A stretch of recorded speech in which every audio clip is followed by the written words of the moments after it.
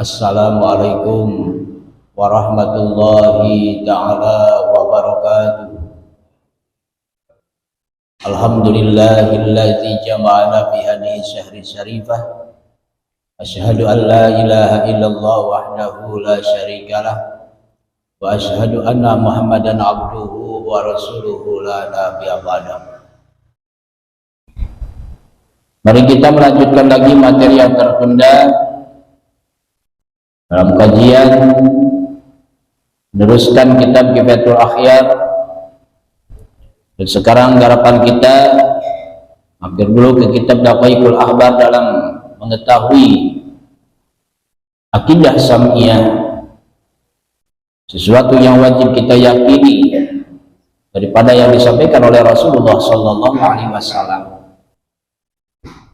yang akan terjadi setelah kehidupan di dunia ini, yakni kehidupan di akhirat, yang mana materi kita sudah sampai kepada menuju hisaban, yang mana ketika dihisabi itu manusia akan melewati 10 posko atau 10 halte yang akan dilewati. Dan di situ akan ditanya pertanggungjawaban yang berkaitan dengan diri kita saat kita di alam dunia ini. Yang pertama dari 10 posko, wafil hisabi asli sutur mawaqifah, yaitu hisaban 10 satir, yakni halte ataupun posko tersebut. Wafil awal yus'aluna anis sholati wa zakat.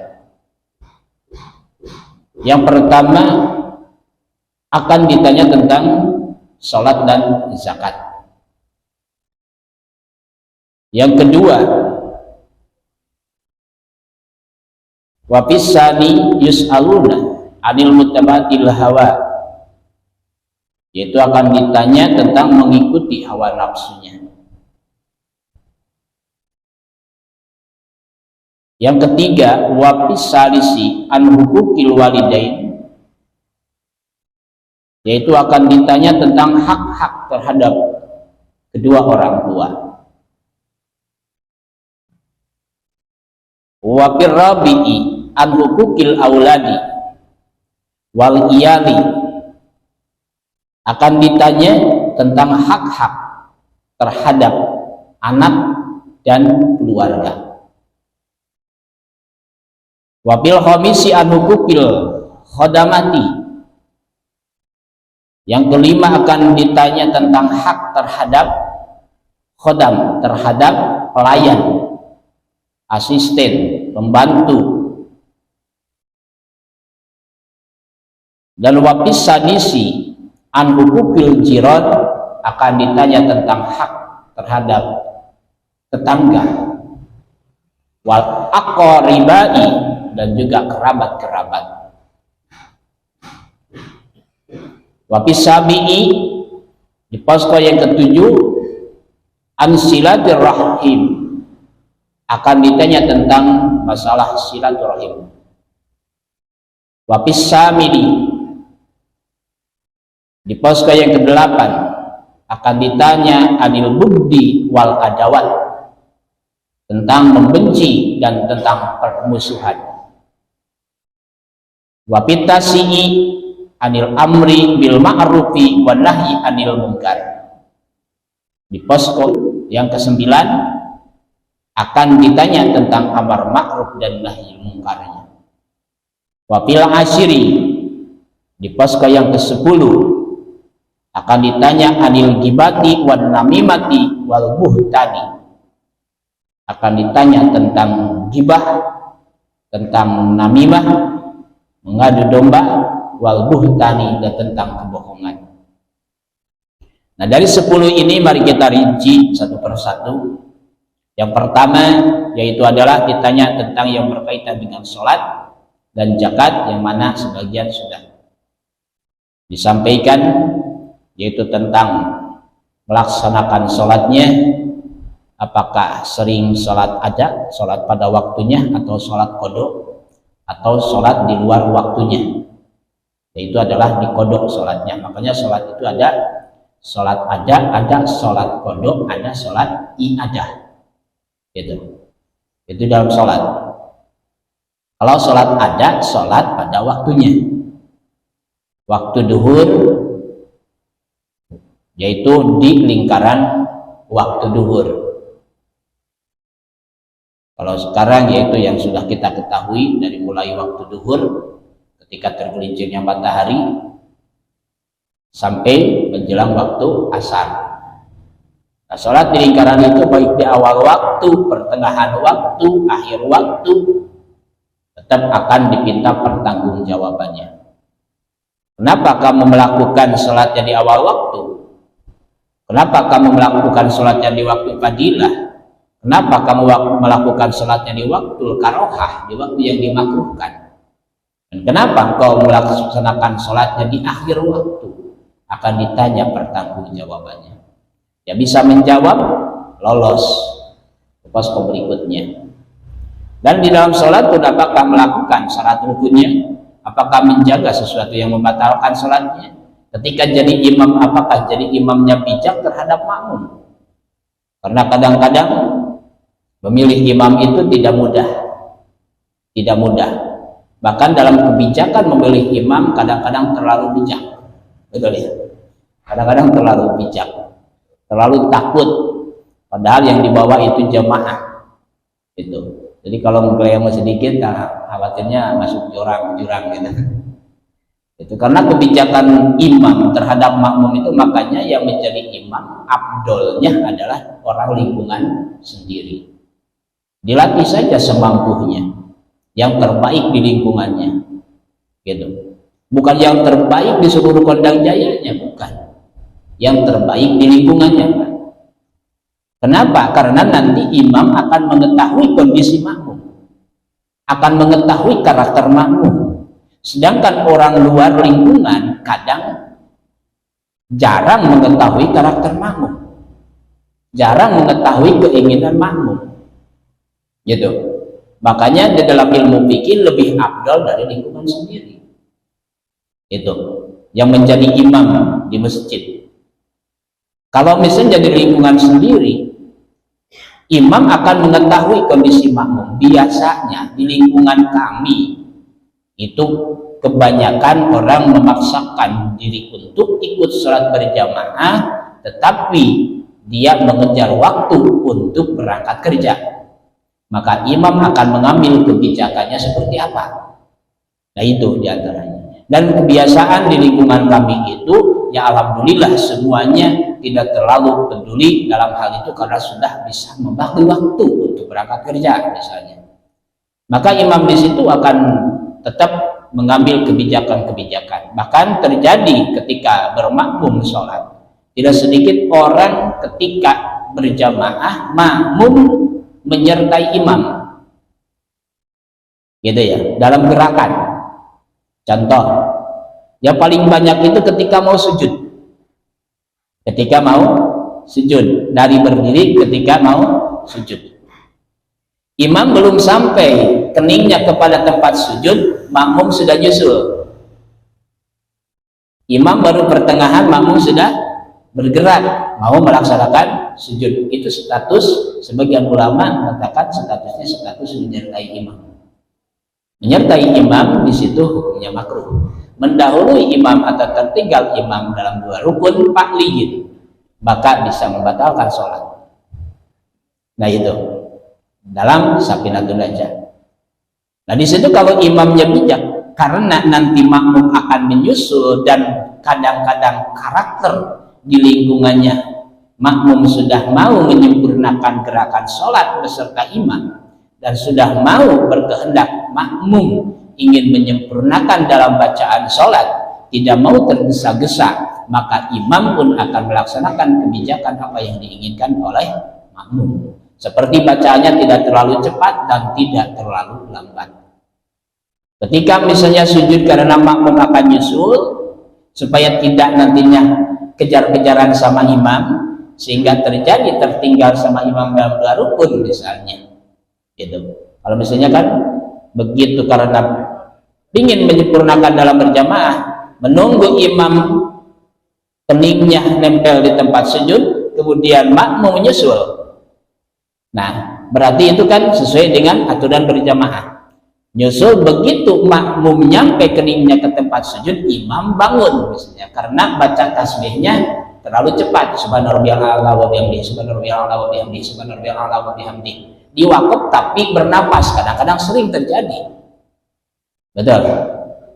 Kalau bisa dicepatkan seperti itu kan, orang yang cepat bacanya kadang-kadang diwakaf bacanya tapi tidak bernapas, yang akhirnya aturan tajwidnya kepada siapa sanadnya gitu kan, rawinya.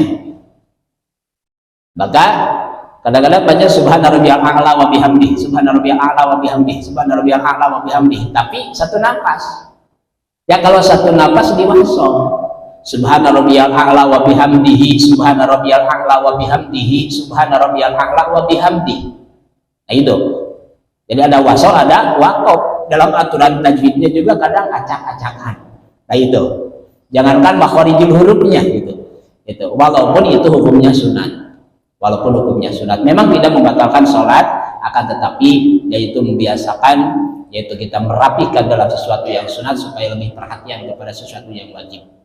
Karena ada sabda Rasul, orang yang gegabah dalam melakukan sesuatu yang disunatkan, maka nantinya akan mengefek kepada gegabah melakukan sesuatu yang diwajibkan. Nah itulah diantara kebahayaannya. Kalau misalnya makmum melempelkan kening ke tempat sujud karena imamnya cepat baca tasbihnya, baru aja nempel imam sudah bangun dari sujud. Begitu makmum bangun dari sujud, imam sujud, berarti dua rukun fardhiyin tertinggal. Dalam syarah kitab Safilatul Najah atau kasih waktu saja bisa membatalkan sholat. Gitu, bisa terjadi batal sholat. Bukan batal berjamaah, ada batal berjamaah, ada batal sholat. Itu dalam berjamaah juga. Nah di situ perlu kebijakan imam.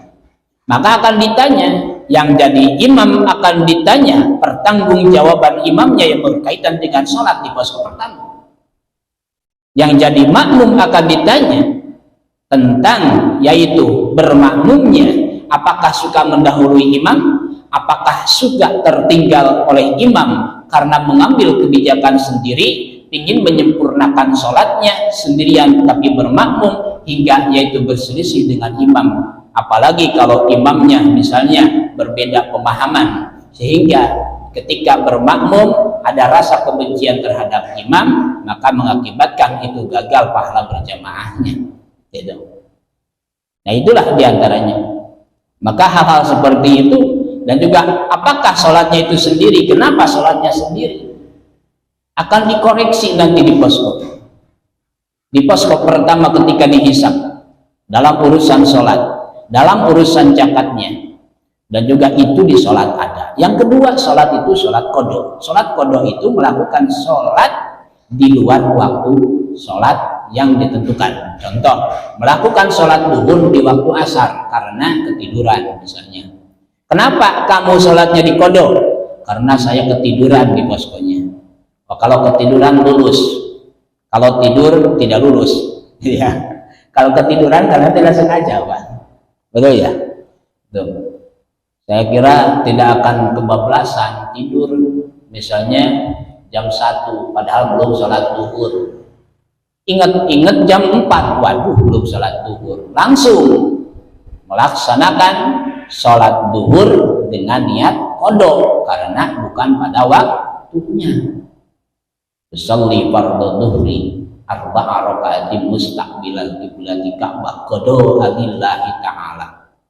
Atau usolli fardhu dhuhri arba'a raka'atin mustaqbilal qiblati qadha lillahi ta'ala. Nah itu niat saya mengqadha salat fardhu dhuhur 4 rakaat. Itu menghadap ke kiblat karena Allah Ta'ala. Setelah melaksanakan salat duhur baru melaksanakan salat asar yang adanya. Kalau masih waktunya panjang, kalau waktunya sempit, dahulukan sholat ada, maka diakhirkan sholat qadha. Itu. Kalau waktunya panjang, dahulukan sholat qadha, kemudian sholat ada. gitu. Kalau bertepatan dengan maghrib misalnya dari pabrik misalnya belum sholat karena tidak tahu di perjalanan akan terjadi macet misalnya, sehingga terus iring-iringan, ternyata habis waktu asarnya, keburu maghrib. Begitu nyampe ke rumah maghrib misalnya, maka itu mah sholat maghrib dulu, nanti kudu sholat asar karena waktu maghrib sedikit. Nah itu akan ditanya, pertanggungjawaban oleh Allah. Kenapa kamu itu sholatnya dikodok? Ya karena ketiduran, lolos. Karena adarus sholat isnani, udur sholat ada dua, satu tidur, kedua lupa. Makanya orang ketiduran mah jangan dimarahin, ya. Istri misalnya dibangunin di rumah, mah sholat subuh mah, gak inget-inget sama sekali. Wah kalau terus mengakalin membangunkan malah habis waktu subuh, udah sholat subuh. Nah begitu bangun pagi mah inget gak waktu sholat tadi dibangunin, sama sekali gak inget, mungkin kecapean, jangan dimarahin. Allah juga gak marah. Kebijakan karena tidur, karena tidak ingat orang tidur. Paling gak ingat ya, kalau gak ingat cepat ambil wudhu, sholat dikodok, cepat dikodok. Kan katanya tidak ada kodok dalam sholat, gitu. Dari mana tidak ada kodok dalam sholat? Itu 4 madhab Syafi'iyah, dari mulai Imam Abu Hanifah, Imam Malik, Imam Syafi'i, Imam Ahmad bin Hanbal, semuanya sholat itu kalau tertinggal dikodok, gitu, dikodok. 4 madhab. Tapi ada hadis, kunna numaru biqada is-shaum wala numaru biqada is-shalat, itu hadis untuk perempuan yang haid, bukan untuk laki-laki, gitu ya. Itu untuk perempuan yang haid, bukan untuk laki-laki. Jadi sholat itu kalau di luar waktunya namanya mengkodok sholat. Yang ketiga, sholat i'adah. Dalam kitab Qibatul Ahyar juga ada sholat i'adah. Sholat i'adah itu mengulang sholat. Contohnya ketika sholat batal sholatnya karena melaksanakan sesuatu yang membatalkan sholat. Allahu Akbar, sudah 1 rakaat, Assalamualaikum, paket. Waduh, ini batalkan jangan, sudah batal, Pak. Itu batal berarti. Kalau ragu-ragu ini dibatalkan jangan, gitu kan, sudah batal. Kalau ragu-ragu seperti itu, tarodun yang barusan di At-Taubah dibahas tentang tarodunnya. Kemudian, waduh, ingat waktu pengajian ini batal, gitu kan. Ya udah berarti batal. Ambil dulu paket, diulang lagi sholatnya kalau batal, gitu. Diulang lagi sholatnya, namanya i'adah, mengulang sholat, gitu, mengulang sholat. Ya kalau misalnya ingin dapat sesuatu yang disunatkan dalam niat mengulang sholat, usolli fardhu dhuhri 4 rakaat mustaqbilal qiblati i'adatan lillahi ta'ala. Jarang ya yang pakai i'adah.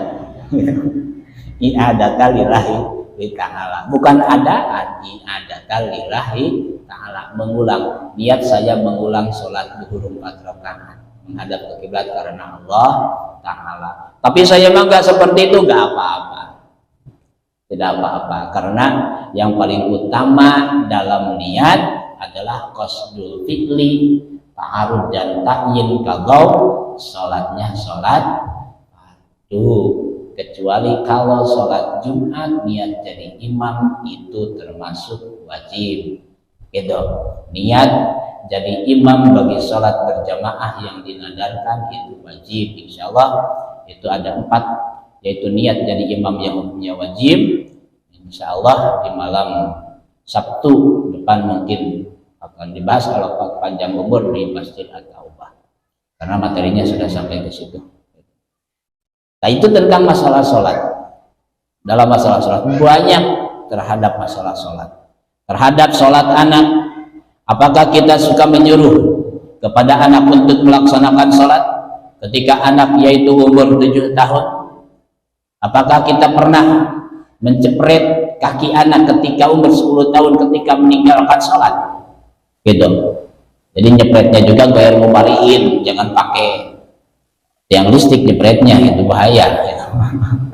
Jepretnya juga jangan buka ketiak, itu bukan berarti syarat gitu, tapi untuk menjaga nafsu kita. Jangan nyepret karena didorong dengan nafsu, tapi nyepret mendidik gitu, mendidik saja, hanya mendidik, jangan terlalu keras gitu. Jadi untuk aturan yang dicontohkan oleh para kiai, para ulama di negara kita itu, yaitu kalau laki-laki yaitu ke telapak kaki, kalau perempuan telapak tangan gitu kan, itu cepretannya gitu. Dan juga wajib bagi orang tua menyuruh anak untuk melaksanakan sholat sebelum balik gitu, dan juga ketika sudah balik. Dan juga wajib orang tua menyuruh anak mengkodok sholat ketika tidak melaksanakan sholat. Itu punya wajib orang tua. Di dalam kitab Kasifatus saja jelas itu kewajiban seorang orang tua. Nanti ditanya di posko pertama, apakah kamu pernah menyuruh anak keluarga untuk melaksanakan sholat? Apakah pernah menyuruh keluarga untuk melaksanakan qada sholat? Tidak lulus, kif al-fasanah, diam kamu 1000 tahun, gitu kan? Maka di situ akan dipenjara 1000 tahun di fase pertama kalau tidak lulus, gitu. Makanya coba anak kita kalau misalnya, dek sudah sholat belum? Waktu ketemunya asar, tadi sholat dulu dah? Tidak. Emang kenapa? Lagi main. Ayo dikodok. Berarti sekarang sholatnya jadi 8 rakaat 2 kali salam. 5 waktu anak tidak melaksanakan sholat, disuruh mengkodok sholat, kapok besoknya kan? Kapok, tidak mau meninggalkan sholat lagi. Ya karena takut disuruh mengkodok lagi. Coba jumlahkan, zuhur 4, asar 4, maghrib 3, isya 4, subuh 2, dijumlahkan berapa rakaat ngos-ngosan anak. Jadi menghukum anak tidak melaksanakan sholat jangan sampai digantung, gitu ya, jangan sampai misalnya direndam. Sudah disuruh mengkodok saja itu kapok anak. Itu biasanya, apalagi mengkodoknya yang 5 waktu, bacaannya disuruh dijaharkan, itu cepat capeknya. 4 rakaat juga anak ngos-ngosan, Allahu akbar kabira, Allahu akbar kabira, walhamdulillahi katsira, wa subhanallahi bukratan wa asila, terus sampai salam dijaharkan sambil kita perhatikan bacaannya gitu. Itu menghukum anak tentang masalah sholat dengan cara itu saja, insya Allah anak akan nurut. Dan juga kita akan teringatkan sama anak, kok anak bacaannya beda nih hasil dari pengajiannya, kok ada yang beda dengan saya, berarti ada yang salah di saya nih. Orang tuanya juga kedeteksi bacaan sholatnya sama anak sendiri, karena ada seperti itu. Benar ya? Insya Allah itu untuk yaitu meningkatkan kualitas ketakwaan, kualitas ibadah, dan kuantitasnya kita rapihkan dalam ibadah kepada Allah Subhanahu wa ta'ala. Yus'aluna 'anis sholati was zakat, itu. Dan juga keterangan-keterangannya, firman Allah dan hadisnya apabila digabung-gabungkan tidak akan cukup waktunya, gitu ya, karena sudah pada tahu sebagian. Wapisani, rincian yang kedua dalam posko yang kedua adalah akan ditanya tentang mutaba'atil hawa, tentang mengikuti hawa nafsunya. Apakah hawa nafsunya itu selalu dilaju sehingga terus-terusan ada dalam lingkaran nafsu amarah dan lawamah, sehingga tidak naik ke nafsu mulhimah dan nafsu mutmainah, apalagi radiyah mardiyah. Kalau kamilah tidak akan sampai, karena itu nafsu kamilah nafsunya para nabi dan rasul, gitu. Maka akan ditanya, kenapa kamu banyak melakukan makan, memakan nasinya banyak sampai 3 piring setiap makan? Kenapa kamu ditanya tentang mutabatil hawa?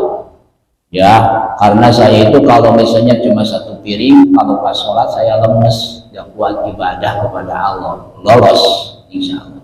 Banyak makan untuk semangat ibadah itu bagus, gitu. Sedikit makan tambah males ibadah itu juga buruk, gitu. Sedikit makan ibadah lebih giat itu lebih bagus, karena ibadahnya akan menjadi sebuah bekal pahala nanti di akhirat, dan juga sedikit hisaban tentang urusan dunia nanti di akhirat. Karena makanan itu halaluha hisabun, haramuha adabun. Yang halal akan dihisab, yang haram akan disiksa.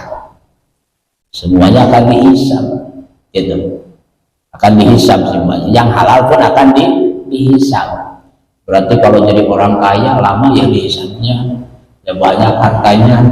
Itu walaupun halal berarti prosesnya lama, gitu kan. Makanya, tapi kan ada sebuah keterangan bahwa kemiskinan itu, kefakiran akan mendekatkan pada kekufuran, gitu. Fakir yaitu akrabul kufri, fakir itu mendekatkan pada kekufuran. Yang dimaksud fakir di situ fakir ilmu, fakir iman, bukan fakir harta. Fakir harta kalau ilmu dan iman yang kuat dan banyak, kaya, tidak akan putus asa. Tapi fakir harta dan fakir iman akan putus asa. Nah itulah diantaranya. Na'udzubillah sumana'udzubillah. Baik. Maka akan ditanya tentang mutaba'atil hawa, mengikuti hawa nafsu. Di sini kalau dijabarkan secara luas, maka itu membutuhkan yaitu beberapa bab dalam kitab itu. Dan juga itu panjang bahasanya. Jadi garis-garis besarnya saja. Wapisalis, rincian yang ketiga, an huquqil walidain, yaitu menyakiti tentang hak-hak terhadap kedua orang tua.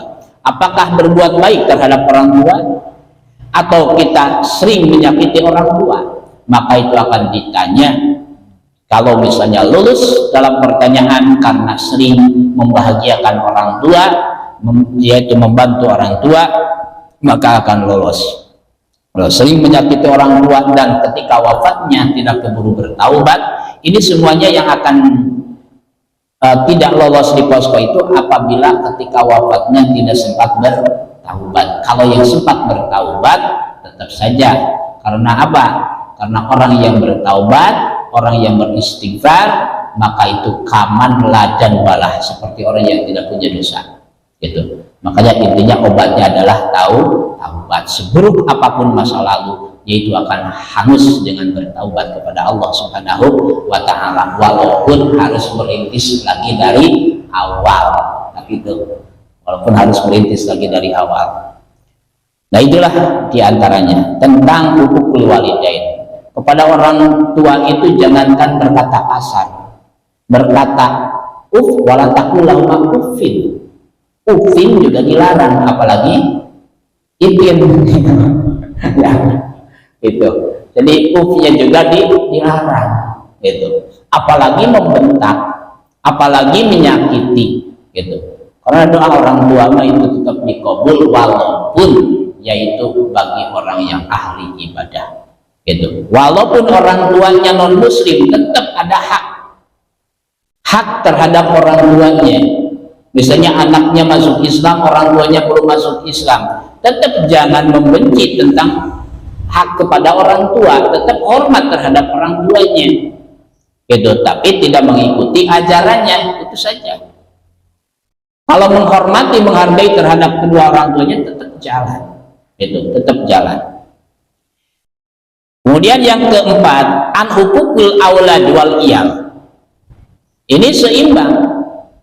Yang keempat akan ditanya tentang hak mengurus anak dan keluarga. Ada hak anak dan keluarga. Makanya baik dalam urusan milik, urusan rezeki, urusan ibadah, urusan kehidupan, ada hak terhadap anak dan keluarga. Gitu. Makanya misalnya kalau bapak-bapak gajian, habis kerja itu di gajian itu ada beberapa hak yang harus dikeluarkan.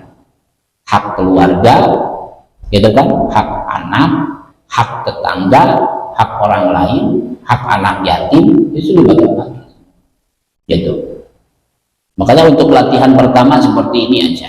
Latihan pertama bukan berarti kita ini, bukan berarti ini wajib misalnya kita harus seperti itu, bukan. Tapi ini untuk latihan manajemen.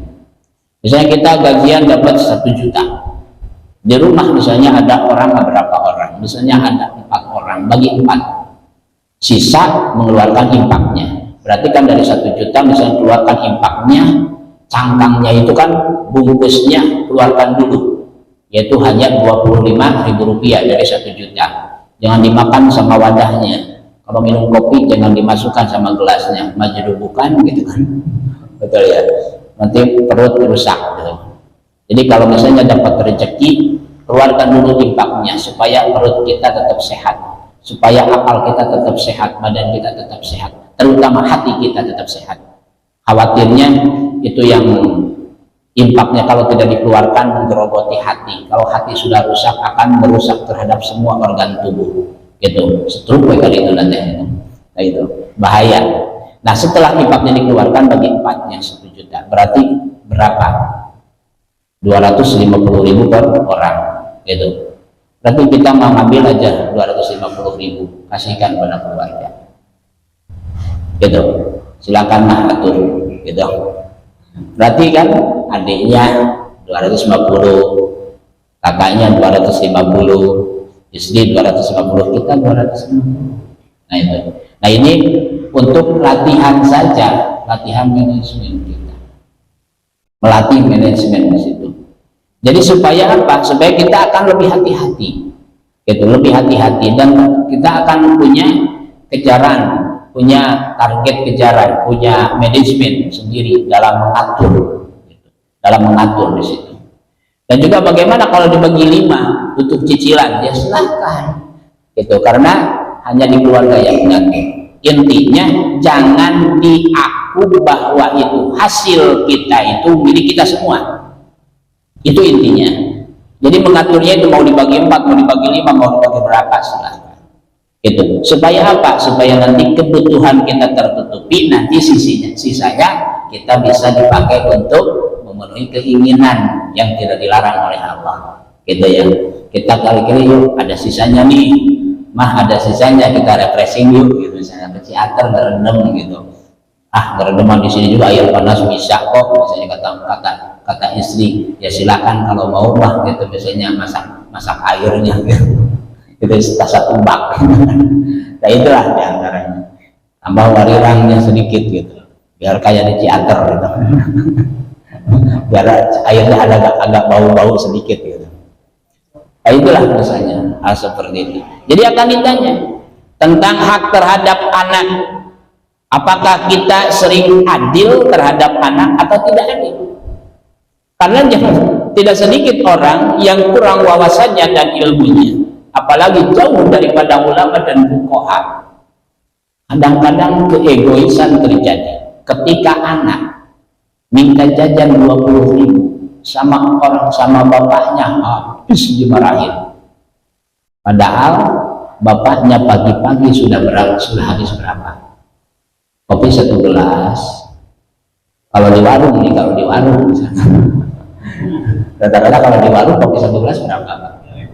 5.000 lah gitu. Ya, kalau yang diseduh langsung di warung kan, gitu.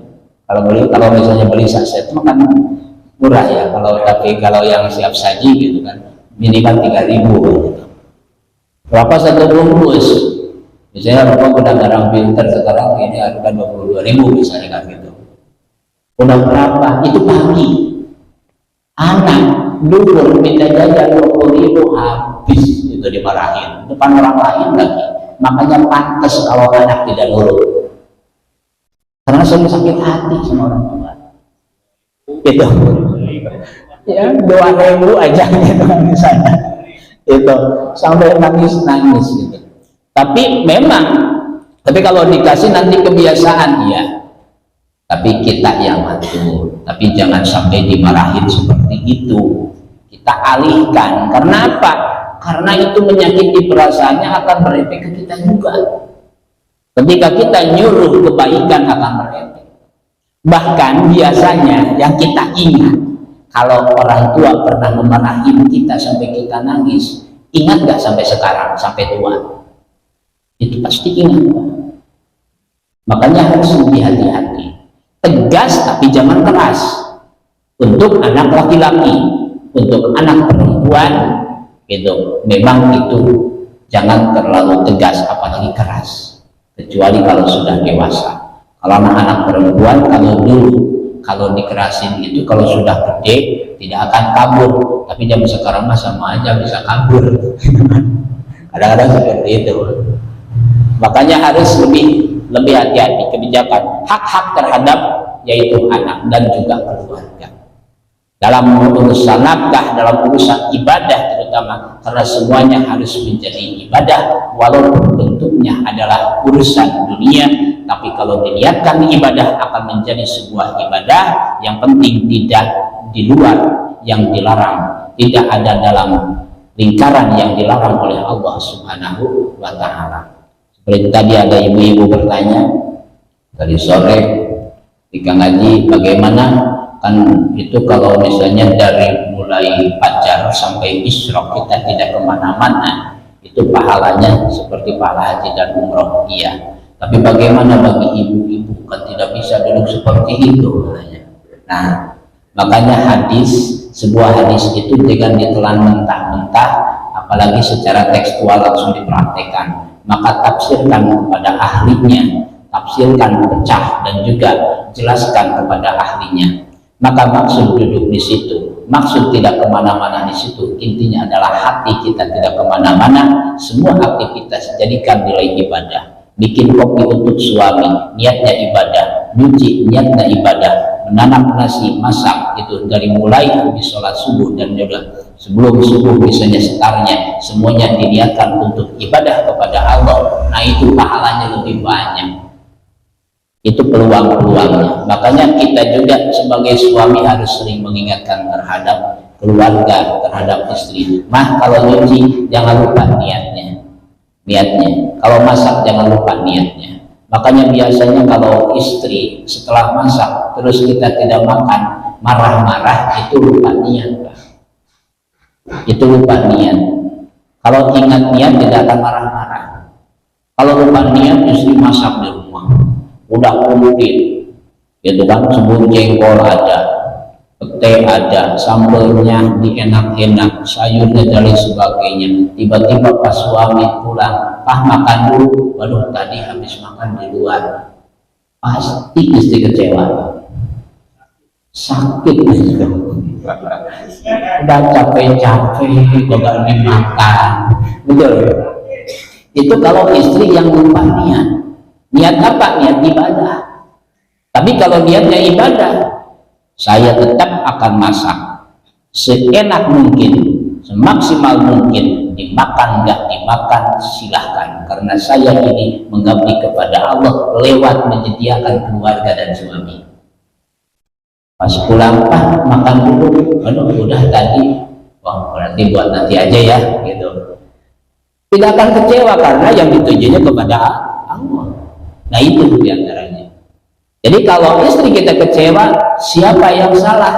Jangan dulu menyalahkan keluarga. Anak membantah kita, jangan dulu menyalahkan anak. Istri membantah kita, jangan dulu menyalahkan istri.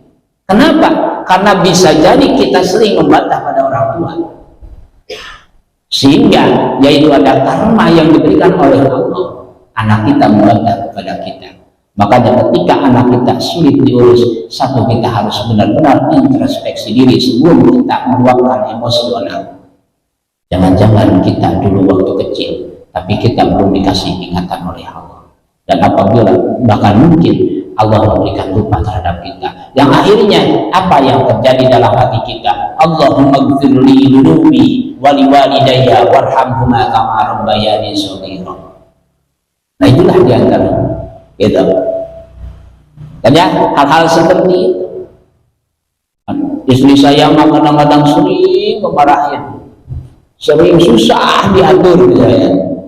Tanya dulu, apakah kita berapa kali ngasih ilmu sehari terhadap istri? Nah itu, berapa kali kita memberikan nasihat terhadap istri? Nah itulah diantaranya. Ya tidak, kalau kan saya tidak bisa memberikannya, berapa kali kita menyuruh mencari ilmu kepada istri? Nah itulah. Maka hal-hal seperti itu, karena anak dan istri adalah titipan, karena suami adalah kepala rumah tangga. Begitu juga kalau sudah dikasih tahu tapi masih memandang urusan Allah dengannya. Betul? Kita jangan ambil pusing. Tapi kan kalau istri seperti itu mau udah aja dibuang saja, jangan dibuang. Apalagi sudah punya anak, gitu. Jangan dibuang, gitu. Apakah istri kita itu lebih jahat daripada istri Nabi Lut? Tidak. Betul? Apakah istri kita itu lebih jahat daripada istrinya Nabi Nuh alaihissalam? Tidak. Gitu. Tapi kan ada sebuah keterangan nanti di akhirat istri akan berbicara di hadapan Allah. Kenapa? Yaitu suami saya menyalahkan diri saya. Kalau memang tahu bahwa dia itu adalah ibadahnya terganggu dengan keadaan diri saya, kenapa tidak diceraikan? Nah, itu keterangan harus dikupas benar-benar, harus teliti dalam menjabarkan. Jangan main langsung hantam saja, gitu. Secara tekstual, karena ada hadis seperti ini, istri yaitu susah diatur untuk diperintah ibadah langsung dibuang, karena kita tidak tahu hidayah datangnya. Gitu. Jadi untuk membebaskan nanti dakwaan nanti di akhirat, ya Allah, mungkin istri saya ini lagi menguji diri saya. Semoga engkau yaitu jangan mendakwa, semoga istri saya jangan mendakwa nanti di akhirat. Saya menunggu datangnya hidayah darimu, karena dengan kebodohan diri saya hanya engkau yang tahu, mungkin engkau akan memberikan hidayah kepada istri saya. Dan dengan berikrar kepada Allah, nanti istri pun akan berbalik. Itu kadang-kadang otomatis, Pak. Cepat itu. Kenapa? Karena sudah nyambung hati ke hati. Kalau istri saya sulit diurus, sulit dikasih tahu, apalagi kalau misalnya istrinya sudah sedikit demi sedikit, kalau misalnya keluaran dari pondok, kadang-kadang kan yang awam enak istrinya itu keluaran dari pondok, mungkin akan mudah nurutnya. Justru yang tanggung ilmunya akan lebih susah diurus, gitu kan? Nah, itulah diantaranya. Kenapa? Karena setan sudah siap, gitu kan? Karena setannya juga beda, gitu kan? Beda setannya. Nah, ini hukukul aulad wal iyal. Jadi kalau dipanjangkan pasti panjang, gitu kan? Hal-hal seperti itu. Intinya akan ditanya pertanggungjawaban tentang mengurus keluarga, tentang mengurus anak, tentang kebijakan keadilan, dan juga tentang urusan dunianya, urusan akhiratnya akan ditanya nanti di posko yang ketiga. Kalau lulus maka akan lewat ke posko yang kelima, yaitu kalau tidak lulus maka akan dipenjara 1000 tahun. Yang kelima yaitu posko an hukukul khidmah khodamah. An hukukil khodamah akan ditanya tentang hak-hak terhadap pelayan, terhadap khodam. Khodam di sini adalah pelayan kita. Kalau kita punya pembantu, kalau kita punya pelayan, kalau kita punya abid, akan ditanya seperti apa, yaitu kita memperlakukan pelayan. Apakah kasar, apakah bijak? Kalau kita punya karyawan, apakah kita adil terhadap karyawan, terhadap bawahan? Itu akan ditanya nanti di akhirat. Apakah sering digunting, gitu misalnya. Nah, itulah diantara akan ditanya oleh Allah Subhanahu wa Ta'ala. Apakah nanti akan dinanti-nantikan untuk memberikan gajinya, sehingga misalnya tanpa ada pembicaraan, ataupun misalnya memberikan gajinya itu ketika keringatnya belum selesai sudah dikasih upahnya. Dan pelayan di sini adalah orang yang dikerjakan oleh kita, luas dalam pemaknaannya. Kadang-kadang ketika kita yaitu membuat rumah atau renovasi rumah, pasti kita menyuruh pekerja, menyuruh yaitu ahli. Apakah kita bijak terhadap mereka? Apakah kita baik terhadap mereka? Atau hanya mengandalkan uang? Karena tidak sedikit orang yang hanya mengandalkan uang. Sudah digaji kok, sudah ditentukan untuk upahnya, tidak diperdulikan tentang kesehatan ibadahnya dan lain sebagainya. Itu akan diminta pertanggungjawabannya. Nah, itulah diantaranya. Tapi kalau sudah dikasih tahu, tapi orangnya memang tidak rajin sholat, gitu biasanya. Yang penting sudah kita memberi tahu. Apakah menyuruh sholat, menyuruh ibadah, mengingatkan kepada mereka untuk ibadah kepada Allah, itu pun akan ditanya pertanggungjawaban. Wa bisadisi, dan juga yang keenam, an hukukil jiran wal aqrabah, akan ditanya pertanggungjawaban tentang hak-hak terhadap tetangga. Apakah dengan tetangganya itu baik? Apakah dengan tetangganya itu bermusuhan? Apakah dengan tetangganya saling bersaing, saling menyakiti, atau berbuat yaitu saling membantu dan saling memperhatikan? atau sama sekali dengan tetangganya tidak kenal. Nggak ada gitu. Nah, itulah. Tapi kan tetangganya juga non muslim, walaupun non muslim di sini hakul jiran, di sini tidak ditentukan agamanya. Karena hak-hak di sini ada hakul jiran, ada hak muslim dengan muslim, ada hak muslim dengan non muslim. Kalau non muslim yang tidak mengganggu, maka perlakukan seperti orang muslim. Itulah aturan yang disediakan, yang diatur oleh Rasulullah SAW, yang hakikatnya dari Allah Subhanahu Wa Taala. Yang disebut kafir dhimmi itu wajib dijaga kehormatannya, wajib dijaga hartanya, wajib dijaga darahnya, walaupun non muslim. Hukumnya wajib, bukan sunat. Gitu. Jadi jangan mentang-mentang beda agama gitu, perasaannya disakiti, jangan. Wajib dijaga perasaannya. Gitu. Walaupun non muslim. Apalagi ada dalam ketetanggaan. Jadi hak ketetanggaan walaupun non muslim. Tapi orangnya suka menyakiti kita, urusan menyakitinya yang membalas adalah Allah Subhanahu Wa Taala. Yang terpenting kita berbuat baik, bukan berarti harus yaitu orang itu yang kita kasih kebaikan supaya memberikan pahala. Mereka tidak punya pahala. Mereka tidak punya pahala. Mereka tidak punya surga. Mereka tidak punya neraka. Hanya Allah yang punya pahala. Allah yang punya surga. Allah yang punya neraka. Jadi kita berbuat baik itu karena Allah punya segalanya. Walaupun kita berbuat baik kepada sesama makhluknya, karena Allah yang menyuruh, Allah yang memerintah, maka hanya kepada Allah kita berharap. Hasbunallah wa ni'mal wakil. Gitu. Cukup Allah penolong kita. Nah itulah hukukul jiran. Sebaliknya kalau menyakiti tetangga nanti tetap akan dibui, akan dipenjara di posko. Wal akroba, dan juga kerabat-kerabat kita. Apakah kita mendahulukan orang lain sehingga orang yaitu kerabat kita, saudara-saudara kita tersakiti? Gitu. Tidak sedikit orang yaitu yang berangkat untuk melaksanakan yaitu ibadah, tapi keluarganya yaitu masih kelaparan. Gitu ya. Betul? Tapi keluarganya, saudaranya masih membutuhkan. Nah, itulah diantaranya. Dahulukan keluarga, dahulukan saudara. Itulah diantaranya. Wa bisabi'an silaturahim. Yang ketujuh akan ditanya di posko ketujuh tentang silaturahim. Apakah sering silaturahim secara door-to-door, secara individu, atau secara formal, atau secara melaksanakan yaitu halaqah-halaqah ataupun kumpulan-kumpulan? Maka dengan pengajian seperti ini adalah salah satunya menjadi ajang silaturahim, gitu. Atau mengadakan yaitu seperti yaitu acara-acara yang sudah kita lewati, mengadakan PHPI yaitu dengan gabungan satu desa, niatkan silaturahim.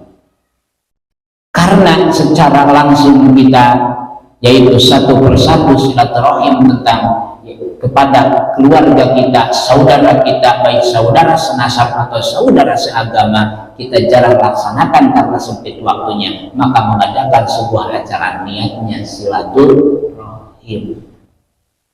Gitu, betul ya. Nah, silaturahim ini apakah kita laksanakan setiap hari? Apakah kita laksanakan setiap detik? Apakah kita laksanakan setiap menit? Apakah seminggu sekali? Apakah setahun sekali? Maka di situ akan ditanya tentang silaturahim. Dan silaturahimnya ini yaitu menyambungkan, mempererat kekeluargaan, menyambungkan ikatan yaitu persaudaraan. Di situ apakah mengikatkannya itu menjadi sebuah ajang apa, dan juga apa tujuannya akan ditanya. Baik dan buruknya lulus dari pertanyaan, maka akan lolos ke posko berikutnya yang ke-8, dan kalau tidak lulus maka akan dipenjara selama 1000 tahun. Nah itulah tentang silaturahim. Itu ketika dihisab ini wajib percayanya, karena adalah akidah samiyah di akidah ahli sunnah wal jamaah. Silaturahim. Maka silaturahim ini dikontrol oleh Allah Subhanahu Wa Taala. Ini yang 10 posko ini apabila dilanggar, apabila kita tidak bisa merawatnya, itu efeknya kontan di dunia. Bukan cuma di akhirat, di dunia juga sudah dikontanin. Seperti contoh, tidak berbuat baik kepada kedua orang tua, efeknya pasti ada walaupun di dunia. Baik orang tua secara lafzi ataupun maknawi, orang tua secara misalnya hakiki ataupun majazi. Orang tua itu kebagi dua, ada orang tua yang melahirkan kita, ada orang tua yang menaikkan kita. Yaitu adalah namanya adalah guru. Itu pasti ada efeknya. Makanya di situ kalau ada hal-hal yang kurang beres di dalam hati kita, intinya yaitu sering mendoakan mereka. Keluarga begitu juga sama. Makanya kalau misalnya terhadap keluarga, kita juga harus sering istighfari. Istighfar untuk diri kita, istighfar untuk istri, istighfar untuk anak. Ya Allah, ampunilah dosa istriku. Apabila banyak dosa, ya Allah, ampunilah dosa anak-anak. Nanti Allah yang akan menggerakkan hatinya. Gitu, akan menggerakkan hatinya. Kadang-kadang kita hanya istighfar untuk diri kita sendiri saja. Makanya kata Rasul, kalau berdoa jangan egois. Doakan, ikut sertakan yang lainnya. Gitu. Maka tetap kita doakan. Gitu. Walaupun bagaimanapun, kalau misalnya anak istri kita banyak dosa, kita suci sendirian, kira-kira akan ngefek apa tidak? Ngefek, Pak. Ibarat gini, kita mandi bersih, pakai sampo, pakai sabun yang mahal, samponya yang juga yang mahal, tapi pakai baju yang kotor. Habis dari sawah yang belum dicuci, kira-kira ngefek gak ke badan? Ngefek, betul. Atau pakai bajunya bersih dari lemari, habis disetrika, di laundry, wangi lagi, gitu. Tapi badannya belum mandi, masih kotor, habis dari kocok juga, gitu. Ngefek. Gitu. Makanya di keluarga itu supaya steril, saling mengistighfari, saling mendoakan. Kalau kita beristighfar bukan cuma untuk diri kita sendiri, ya Allah, ampunilah dosa, ampunilah dosa istriku, ampunilah dosa anak-anakku, ampunilah dosa yaitu kedua orang tua, dan juga dahulukan orang tua, kemudian keluarga kita. Nah itulah kalau bagi laki-laki, beda sama istri. Kalau istri suami dulu, kemudian orang tuanya, karena sudah berpindah surganya di telapak kaki suami. Kalau istri mah, nah itu Pak. Itulah diantaranya. Nah, silaturahim lulus, maka lompat kepada posko yang ke-8, anil budi wal adawat, yaitu akan ditanya tentang kebencian. Apakah kamu membenci seseorang itu karena Allah, apakah karena nafsu? Apakah kamu membenci yaitu anjing, misalnya kalau anjing, kalau babi misalnya, apakah bencinya itu karena Allah, apa karena memang tidak suka? Makanya pernah ada, yaitu ketika ada binatang diledek sama seorang ulama, ih kamu itu kok jelek. Allah takdirkan binatang itu berkata, hei hamba Allah, apakah kamu itu meledek saya atau meledek Allah? Gitu. Kalau memang kamu meledek saya, apakah saya mau jadi makhluk jelek seperti ini? Gitu. Kalau kamu meledek Allah, silahkan engkau benarkan apa yang ada di dalam diri saya. Kalau hidung saya kurang mancung-mancungkan sama kamu. Jangan cuma meledek tapi tidak bisa membenarkan. Gitu. Tapi tidak bisa merapikan. Jadi jangan sampai kita membenci sesuatu karena nafsu. Kalau membenci karena Allah itu ada aturannya. Gitulah. Cintai aku karena Allah, bencilah aku karena Allah, tapi tidak tahu ilmunya, yang lainnya sembarangan, gitu kan. Nah itulah jangan. Membenci karena Allah seperti apa? Kalau ada orang yang bermaksiat, kita membenci orang itu hanya untuk menegur dirinya, supaya dia sadar, dijauhi supaya dia sadar, tapi hati tidak ikut-ikutan. Kita hati itu membencinya terhadap perilakunya, karena perilakunya dilarang oleh Allah. Tapi orangnya tetap tidak kita benci karena itu adalah makhluk Allah, Allah yang menciptakan, Allah yang menggerakkan. Mereka berbuat seperti itu di depan kita, mungkin untuk mengingatkan diri kita. Mungkin ada sesuatu hal, pekerjaan yang kita kerjakan, yang mungkin kita lupa, belum kita istighfari. Nah itulah diantaranya.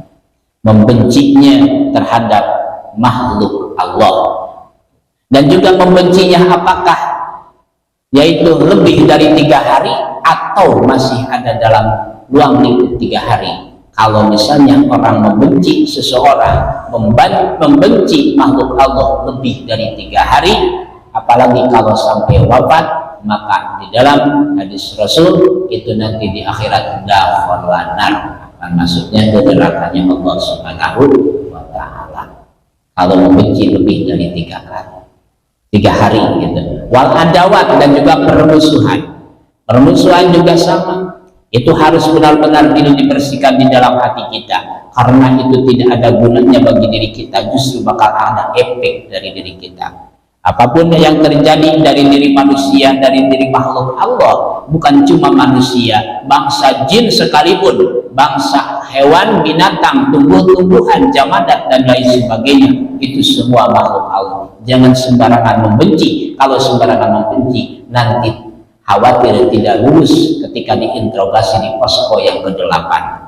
Nah itulah makanya dianjurkan, Rasul bersabda, irhamu man fil ardi yarhamukum man fis sama. Sayangilah makhluk yang akan di muka bumi, maka makhluk yang di langit akan menyayangi. Nah inilah diantaranya. Maka kalau misalnya ada suatu kekurangan dalam makhluk Allah, itu adalah pertanda bahwa makhluk Allah berbeda-beda, dan itu pertanda kekuasaan Allah Subhanahu wa Ta'ala. Itu yang ke-8. Lolos di posko yang ke-8, maka nanti akan masuk ke posko yang ke-9.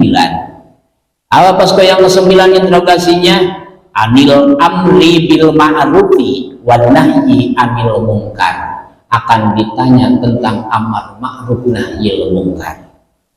Amar ma'ruf itu adalah memerintah terhadap kebaikan, wa nahyi anil munkar, dan mencegah daripada kemungkaran. Ini bahasanya anil amri, amar ma'ruf nahyil munkar, bukan amar ma'ruf nahyil fahsya. Tapi kadang-kadang tidak sedikit orang yang malah menginterogasinya anil fahsya, mungkarnya lebih rendah. Gitu. Apa bedanya fahsya dengan munkar? Fahsya keburukan, munkar juga keburukan. Bedanya kalau munkar itu perbuatan buruk yang terang-terangan, kalau fahsya perbuatan buruk yang sembunyi-sembunyi. Itu perbedaannya. Kalau sembunyi-sembunyi berbuat buruk itu namanya fahsya. Gitu. Kalau misalnya munkar, perbuatan buruk yang terang-terangan namanya munkar.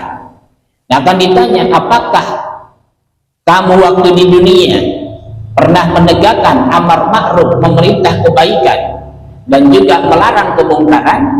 Pernah. Kepada siapa? Kepada diri saya sendiri. Kenapa belum kepada orang lain? Karena belum komplit, saya baru tahunya. Jadi mengawali dari diri sendiri. Kenapa diawalinya dari diri sendiri? Karena Allah yang memerintah, qu anfusakum wa ahlikum naro.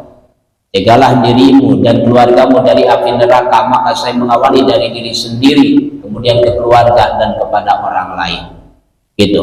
Jadi jangan sampai misalnya, wah ada perintah ini, amar ma'ruf nahyil munkar, diri kita belum dirapihkan, kemudian keluarga belum dirapihkan, langsung amar ma'ruf nahyil munkar, bikin panggung sendiri, misalnya di tengah-tengah pondok asri, langsung pidato gitu. Kira-kira nggak apa-apa. Gitu. Nah itulah diantaranya gitu.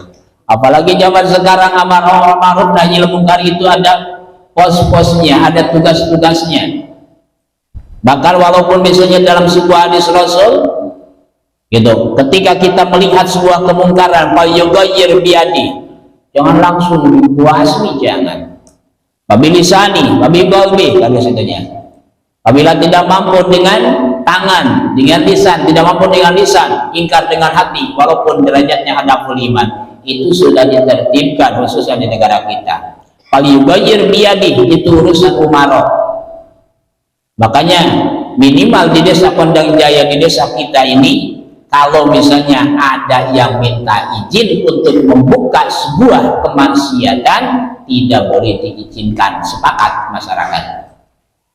Itu minimal. Kalau yang sudah ada izin dari pemerintah yang lalu, ya lindungi saja, jangan diapa-apakan, tapi tertibkan, jangan sampai ngepek. Kalau ngepek mau tidak mau harus ditutup. Nah itu kalau misalnya ngepek kepada masyarakat yang lain. Tapi alhamdulillah di desa kita tidak ada yang punya izin untuk yaitu melaksanakan perbuatan buruk atau sebuah warung minum-minuman keras yang punya izin dari Desa Kondang Jaya yang saya tahu belum ada. Itu diantaranya. Maka apabila masih ada, jangan dulu menyalahkan pemerintah, karena pemerintah tetap bergerak untuk menyisirnya. Tapi kenapa masih ada? Itu adalah urusan dirinya dengan setan. Betul? Betul ya? Karena setan itu belum ada yang mati, mungkin itu yang masih terjebak dengan rayuan setan. Yang penting kita bergerak, tetap saja amar ma'rufnya, yaitu juga itu setiap masjid di desa kita 23 masjid, sehingga sekarang 25 masjid dan 10 musala, hampir semuanya mengadakan pengajian rutinan. Itu jelas di dalamnya ada amar ma'ruf nahi munkar. Nah itulah diantaranya. Berarti bagi masyarakat fokus ke keluarganya dan juga dirinya, untuk secara umum sudah ada fungsinya, dan juga nahi munkar pun kalau dengan tangan dengan pemerintah, lisan dengan para ulama, dan pabiqolih dengan masyarakat, insya Allah sudah ada jalan-jalannya. Semoga kita istiqomah saja, sehingga kita ketika ditanya ini walaupun tidak dihafal untuk menjawab di posko juga, itu yang akan menjawab amal kita. Kalau dihafal membingung gitu kan, namanya nanti terkumpul kalau dibawa-bawa tulisannya gitu. Tidak. Tapi itulah sudah dicatat sama malaikat gitu. Malaikat yaitu Raqib dan Atid, nanti akan diberikan nanti di akhirat catatannya. Nah, lulus di posko yang ke-9 maka akan lewat masuk ke posko yang ke-10. Posko yang ke-10 diinterogasi tentang adil gibah, tentang yaitu gibah, ngomongin orang. Apa tujuannya ngomongin orang itu? Apakah tujuannya untuk perbaikan orang tersebut, atau hanya mengolok-ngolokkan, atau hanya mengumbar nafsu? Saya mau ngomongin orang itu sama orang lain itu lagi bermusyawarah bagaimana caranya orang itu supaya yaitu berhenti dari perbuatan itu, maka tidak jadi gibah. Kita ngomongin orang lain tapi tujuannya yaitu untuk bagaimana caranya untuk menghentikan kemungkarannya, maka tidak termasuk gibah. Nah, ilmu gibah juga itu kadang-kadang hal-hal yang sepertinya mudah tapi tidak terlalu mudah, jadi ada ilmunya. Itu tentang gibah. Dan juga apakah sering gibah? Makanya ketika nanti di akhirat, ya Allah kemana amalku? Amal kamu dikasih sama si fulan. Kenapa? Karena kamu waktu di dunia sering menggibah orang itu. Jadi amal kebaikanmu pindah ke orang itu, dan keburukan orang itu pindah kepada dirimu. Jadi nol. Makanya hati-hati. Walaupun misalnya kita punya tas yang bagus, yang mahal, tapi hati-hati jangan sampai bolong bawahnya. Apapun yang kita masukkan ke tas juga tidak akan ada, gitu, karena bolong tasnya. Gitu. Hati-hati dengan kantong yang bolong. Nah itulah diantaranya. Bisa bolong itu kantong amal kita dengan gibah, bisa bolong kantong amal kita dengan ria, bisa bolong yaitu kantong amal kita dengan sum'ah, dengan ujub dan lain sebagainya. Na'udzubillah, itu gibah. Wa namimah, mengadu-ngadu. Namimah itu ngadu domba. Ke si A ngomongin si B, ke si B ngomongin si A. Tujuannya supaya berantem, supaya saling memusuhi, supaya pecah persaudaraannya, supaya jauh yaitu perdekatannya. Maka itu adalah namimah, bahaya itu. Wal buhtan, dan juga berbohong. Itu akan ditanya, apakah berbohongnya ini sesuatu hanya terdesak dengan yang diperbolehkan oleh ilmu fikih, atau berbohongnya hanya melajur hawa nafsu saja. Lolos di posko yang ke-10 baru naik kepada perjalanan selanjutnya, seperti berjalan ke tempat hisaban dan menunggu keputusan dari Allah, dan di situ akan bergabung dengan saf-saf dan juga golongan-golongan, barisan-barisan yang membawa bendera-bendera yang ditugaskan nanti di akhirat. Nah, itulah diantaranya. Wa man lam yahfad hadhihi huquqal mazkura yamkusu bi kulli satri miqdar al-fasana. Barang siapa yang bisa menjaga dari hak-hak yang tadi diceritakan, maka barang siapa yang tidak bisa menjaga, tidak bisa menjawab dari hak-hak yang tadi diceritakan, maka yang kusutikul di satri miqdaru al-fisana, maka dia akan berhenti dan juga tertahan, terpenjara selama 1000 tahun dari satu posko. Kalau setiap posko berarti jumlah jadi 10.000 tahun. Nah, itu. Tapi barang siapa yang bisa, yaitu amalam ya'mal hadil amal al-qabihah di dunia wa hafidahu qallahi yamuru min hadis sutur asra fisatin wahidah. Barang siapa saja yang tidak melakukan berbagai perbuatan buruk ini di dunia dan menjaga hak-hak Allah, niscaya ia akan dapat melewati 10 hal ini dalam waktu sekejap saja. Gitu. Maka kal tarki bagaikan kilat, gitu. Wa ba'da dalika tusaqun nas ila makanin alladhi tunsharu bi alaihim dafatiru a'malihim, dan setelah itu manusia akan digiring ke suatu tempat yang disebarkan di sana kepada mereka buku-buku berbagai perbuatan mereka.